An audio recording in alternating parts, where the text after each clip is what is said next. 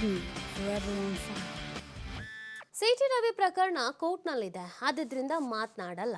ಪೊಲೀಸರು ಸರಿಯಾಗಿ ಮಾಡಿದ್ದೇವೆ ಅಂತ ಹೇಳಿದ್ದಾರೆ.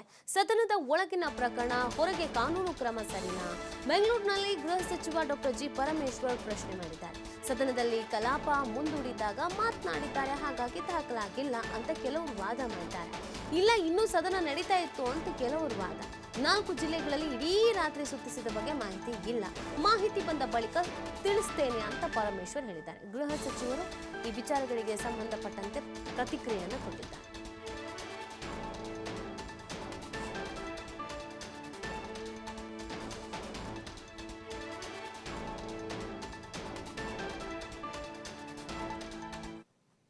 ಈಗ matter is before the court. ನಾನು ಯಾವುದೇ ಹೇಳಿಕೆಗಳನ್ನ ಕೊಡೋದಕ್ಕೆ ಹೋಗೋದಿಲ್ಲ. It becomes sub judice. ಆದ್ದರಿಂದ ಯಾವ ವಿಚಾರಗಳನ್ನು ಕೂಡ ಅದರ ಬಗ್ಗೆ ಚರ್ಚೆ ಮಾಡೋದು ಸರಿ ಕಾಣಿಸಲ್ಲ. ಅದರಿಂದ ಯಾವುದೇ ಪ್ರಶ್ನೆಗೂ ಕೂಡ ನಾನು ಅದನ್ನು ಉತ್ತರ ಕೊಡೋಕ್ಕೆ ಹೋಗೋದಿಲ್ಲ. ಸರ್, ಸರ್ಕಾರ ಡಿಫೆನ್ಸ್ ಪ್ರಕಾರ ಕಾನೂನಾತ್ಮಕವಾಗಿ ಆಗಿದೆಯಾ ಇಲ್ವಾ ಅಂತ? ಅಲ್ಲ, ಅದನ್ನೇ ನಾನು ಹೇಳ್ತಾ ಇದ್ದೀನಲ್ಲ. ಪೊಲೀಸ್ನವರು ಅವರು ಸರಿ ಮಾಡಿದ್ದೀವಿ ಅಂತ ಅವರ ವಾದ ಇರ್ತದೆ. ಆದರೆ ಕೋರ್ಟ್ನಲ್ಲಿ ಮ್ಯಾಟ್ರ್ ಇದೆ, ಯಾವುದು ಸರಿ ಯಾವುದು ತಪ್ಪು ಅಂತೇಳಿ ಅವರು ತೀರ್ಮಾನ ಮಾಡ್ತಾರೆ. ಬಂಧನವನ್ನು ಸಮರ್ಥನೆ ಮಾಡ್ಕೊಳ್ಳೋದಕ್ಕೆ ಯಾಕೆ ನಿಮ್ಮ ಸರ್ಕಾರದ ವಕೀಲರಿಗೆ ಯಾಕೆ ಸಾಧ್ಯ ಆಗಲಿಲ್ಲ? ಯಾಕೆ ಬಂಧಿಸಿದ್ರು? ಅಲ್ಲಲ್ಲ, ಅವರು ಇದು ಏನಾಗಿದೆ, ಬೇರೆ ಬೇರೆ ರೀತಿಯಲ್ಲಿ ಅವರು ಮಾಹಿತಿಗಳನ್ನು ಕೇಳುವಂಥ ಸಂದರ್ಭದಲ್ಲಿ ಅವರು ಇವ್ರನ್ನ ಕೇಳೋದೇನೇ ಜಡ್ಜ್ಮೆಂಟ್ ಬಂದಿದೆ ಅಂತ ಹೇಳಿದರು. ಅದರಿಂದ ಅದ್ರ ಬಗ್ಗೆ ನಾವು ಟೀಕೆ ಟಿಪ್ಪಣಿ ಮಾಡೋದು. ಸಭಾಪತಿಯವರು ಕೂಡ ನಿನ್ನೆ ಹೇಳಿದ್ದಾರೆ, ಸಭಾಪತಿಯವರು ಯಾವುದೇ ರೀತಿಯಾದಂಥ ದಾಖಲೆಗಳಿಲ್ಲ ಕಡತದಲ್ಲಿ ಅಂತ ಹೇಳಿದ್ದಾರೆ. ಗೊತ್ತಿಲ್ಲ ಅವರು.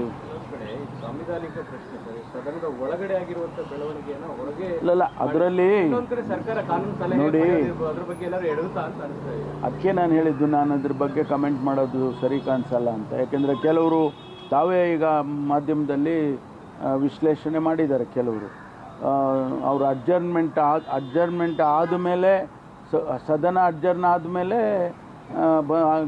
ಘಟನೆ ನಡೀತು, ಆದ್ದರಿಂದ ಸಭಾಪತಿಗಳಿಗೆ ಏನು ಹೇಳೋದಕ್ಕೆ ಆಗೋದಿಲ್ಲ ಅಂಥೇಳಿ ಕೆಲವರು ವಿಶ್ಲೇಷಣೆ ಮಾಡಿದ್ದಾರೆ. ಇನ್ನು ಕೆಲವರು ಇಲ್ಲ, ಇನ್ನು ಸದನ ನಡೀತಾ ಇತ್ತು ಅಂತ ಕೆಲವರು ವಿಶ್ಲೇಷಣೆ ಮಾಡಿದ್ದಾರೆ. ಅದನ್ನೆಲ್ಲ ಈಗ ನಾನು ಏನು ಮಾತಾಡೋಕ್ಕೆ ಹೋಗೋದಿಲ್ಲ.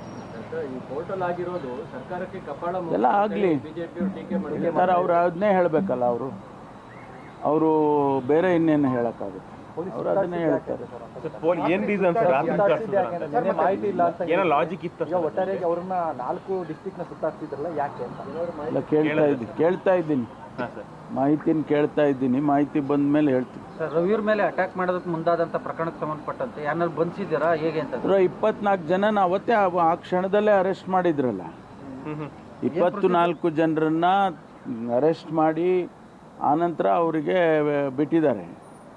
ಯಾವುದೇ ಘಟನೆ ನಡೀಬಾರ್ದು ಸುವರ್ಣಸೌಧದಲ್ಲಿ ಅಂತೇಳಿ ಅವ್ರನ್ನ ಅರೆಸ್ಟ್ ಮಾಡಿ ಆಮೇಲೆ ಬಿಟ್ಟಿದ್ದಾರೆ. ಇಲ್ಲಾಂದರೆ ಅಲ್ಲಿ ಇನ್ನೂ ಹೆಚ್ಚು ಗಲಾಟೆಗಳಾಗ್ತವ್ರು. ಒಂದು ವೇಳೆ ಅವರು ಪೊಲೀಸ್ನವ್ರು ಮಧ್ಯೆ ಪ್ರವೇಶ ಮಾಡದೆ ಹೋಗಿದ್ದಿದ್ರೆ ಅಲ್ಲೇ ಹೊಡೆದಾಟಗಳು ಅವೆಲ್ಲ ಆಗ್ತಾಯಿತ್ತು ಅಂತ. ಈಗ matter is before the court. ನಾನು ಯಾವುದೇ ಹೇಳಿಕೆ